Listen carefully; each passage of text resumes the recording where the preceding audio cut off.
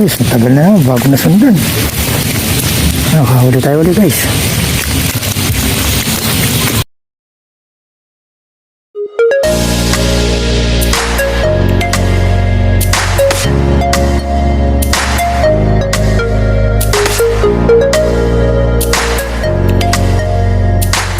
Morning guys, welcome back to another episode ng ating fishing adventure. Nag-iop na tayo ngayon at tayo spot, no? Mahogany lang tayo guys at ganda yung tubig, dumating, lumabo.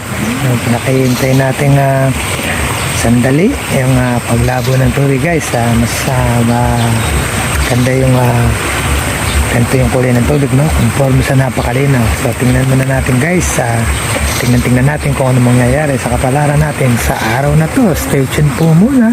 Start muna tayo ng dalawang bingwit natin guys, no? Isang masa at saka isang tebolats, no?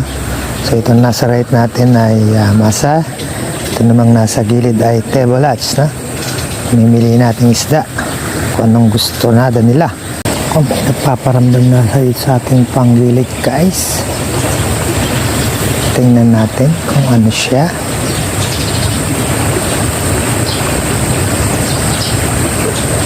Ito dalawang isip. Come on, ang lakas ng current guys, na so tendency ng mga isda sa ating palagay ay baka bumilit sila ngayon guys, malabo ang tubig, na waiting na natin kung makuhuli ito guys. Guys, napakaramdam na naman.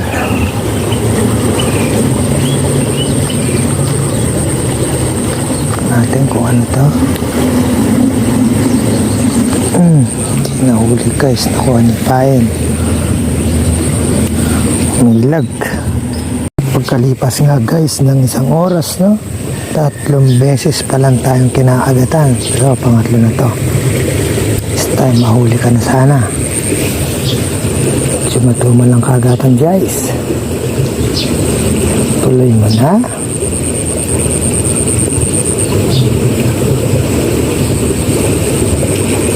Walang player sa paligid guys. Dati wala ka na halos makapwesto ng gantong oras. Nakuha na yung tebolats guys. Putol na lang. So guys, kasama naman sa buhay ng angler yan, no? Yung wait and wait. Kaya nga, patient is the key. So kung wala kang sila guys, alamang umuwi ka na lang.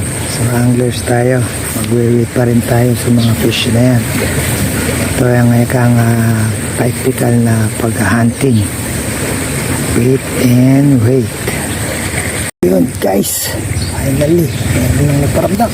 Uy, hindi pa napuruhan.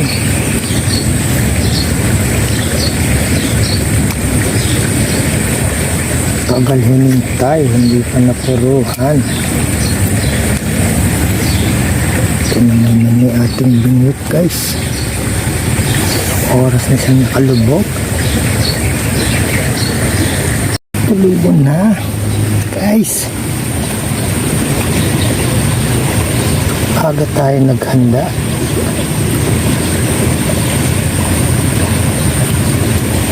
Pero nandito tayo ngayon sa napakatuma na sitwasyon. Come on.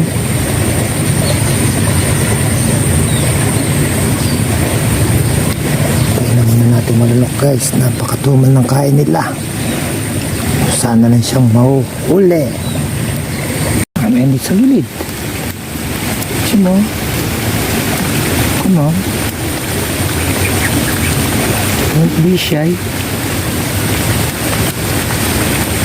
Binitawan. Ayun, nakahuli siya guys. Ay! What is the meaning of this? Mukhang iskani. What the hell are you? Ayan. Ayan. Ayan po isa. Sabay pa. Hindi pa ito kabida-bida.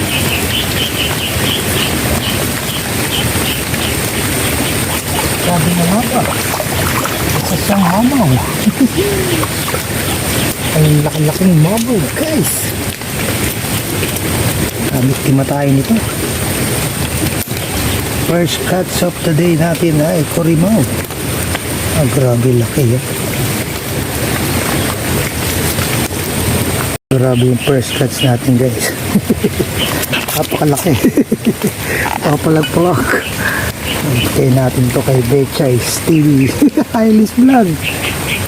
Ay, alaki.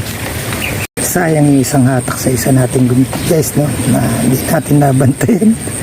Tayo nakapokus sa ating taw-taw, no? Ilang hinatak tong isa nating rod and reel. Hindi siya napuruhan. Medyo maliit yung gamit nating hook, no? Hindi masyadong napuruhan yun. Pero yung lakas ng hatak niya nun sa reel natin, lag-lag siya, no? Laki na yan. Next time, pabantayan na natin siya 24 hours. Hindi na siya. Nagsasabay pa. Come on. Ang ginahawakan natin is nitiligan yun. Hindi isahan tayo ng isda na to.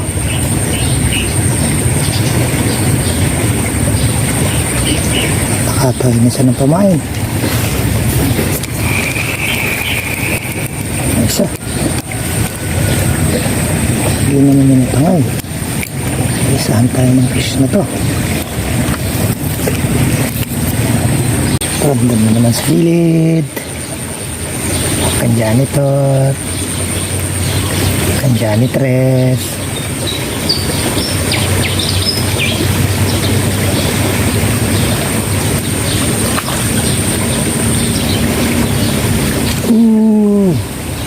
Ay, karoon ng cluster doon. Ang sumabit ang ilalim, guys. Sumat, ayan guys, kasalukuyang kumakain sa katlo yung mga isda. Tapos bigla na namang umulan. Masakit yung payong ay naiwanan. Kaya na natin silang nagkaroon, guys. Tayo sumilong. Malingap na naman tayo. Puruhan mo na. Bang! Hindi na puruhan. Ailag. Puruhan mo lang yung ating pamain, guys. Pahuli na kayo. Bakit lumakas ang ulan? Ito na. Sabay-sabay pa, guys.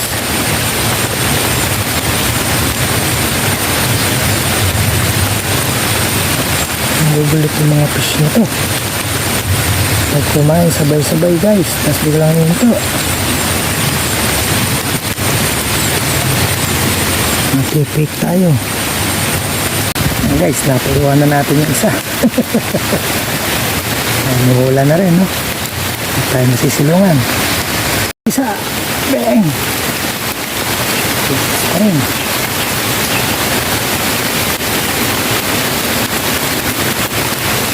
Napunted tayo, guys. Takas. Okay, guys, silong muna tayo dito sa pabahay, no?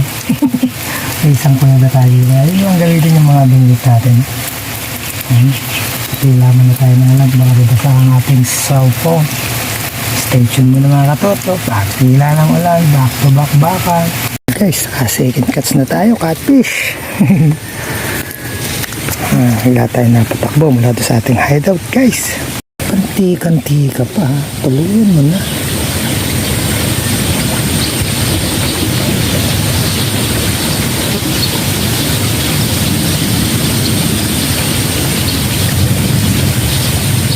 Pinaplano na.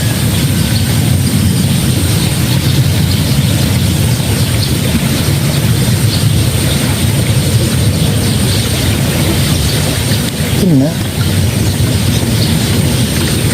Water tayong palutan, guys. Kung espararak to.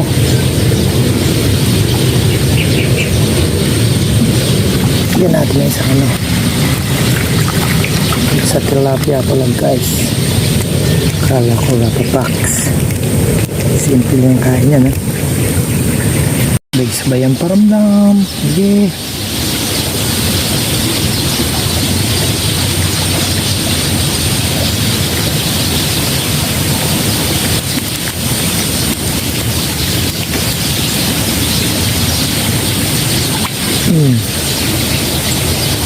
Ito naman guys. Yan, pinahuli siya guys. Yan, nakasabit.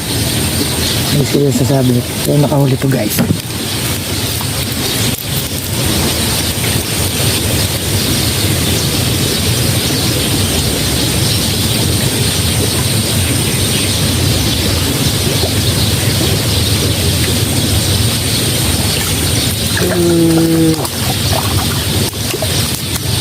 Sa tilapia guys. Kasakote siya guys, kaso nando siya sa sabit na yun. Good size. Another one tayo guys. Kukuha sa tiyaga. Naibit na guys. Ben. Ay, nakawala. Science. Nakawala pa guys. Guys, ako tayo dito guys. Sa gilid. Yan na.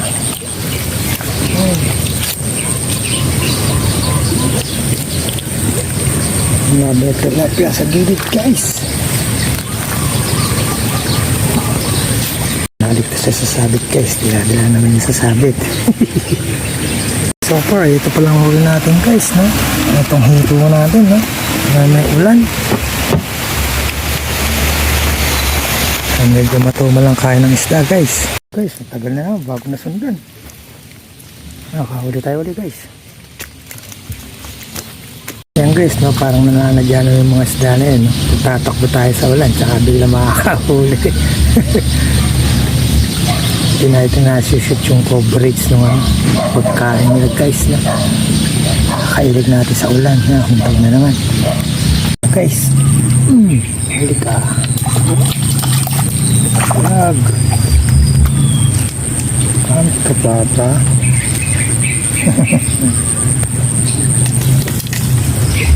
Check tayo guys eh. Nakadagdag pa tayo ng dalawa, no? Not bad na rin sa araw na to guys, no?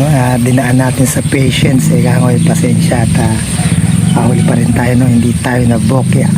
At hanggang dito na lang muna po tayo sa araw na to. At maraming po salamat sa patuloy nyo pag-support at pagsubaybay sa ating munting channel, no? At ito na, papakap na rin tayo at ito na yung parating na napakalas na ulan. Maraming salamat po muli sa patuloy nyo pag-support at pagsubaybay sa ating munting channel, no? Kita-kita po tayo muli sa susunod po natin fishing adventure. Hanggang sa muli po, paalam muna sa ngayon.